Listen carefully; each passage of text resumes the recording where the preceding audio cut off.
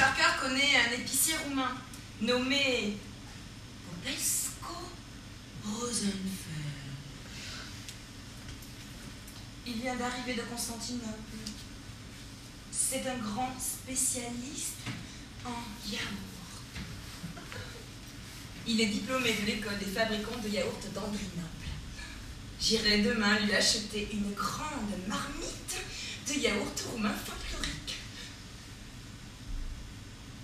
On n'a pas souvent ce genre de choses, nous, ici, dans les environs de Londres. Le yaourt est excellent pour l'estomac, les reins, l'appendicite et l'apothéose. C'est ce que m'a dit le docteur Mackenzie King, qui soigne les enfants de nos voisins, les Jones. C'est un bon médecin. On peut avoir confiance en lui. Il ne recommande jamais d'autres médicaments que ceux dont il a fait l'expérience sur lui-même.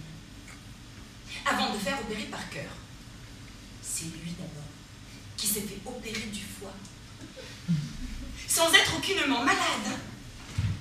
Mais alors comment se fait-il que le docteur s'en soit tiré et que Parker en soit mort? Parce que l'opération a réussi chez le docteur et n'a pas réussi chez Parker. Alors Mackenzie King n'est pas un bon docteur, l'opération aurait dû réussir chez tous les deux, ou alors tous les deux auraient dû succomber. Pourquoi? Un médecin consciencieux doit mourir avec le malade s'ils ne peuvent pas guérir ensemble.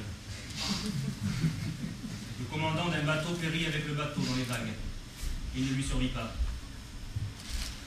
On ne peut comparer un malade à un bateau. Pourquoi pas? Le bateau aussi a ses maladies.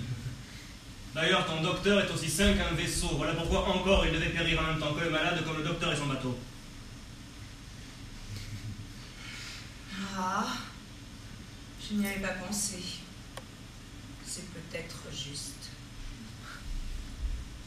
Et alors, quelle conclusion en tires-tu? C'est que tous les docteurs ne sont que des charlatans. Et tous les malades aussi. Seule la marine est honnête en Angleterre. Mais pas les marins!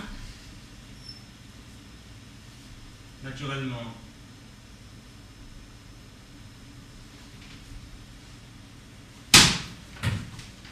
Il y a une chose que je ne comprends pas. Pourquoi la rubrique de l'état civil dans le journal donne-t-on toujours l'âge des personnes décédées et jamais celui des nouveau-nés?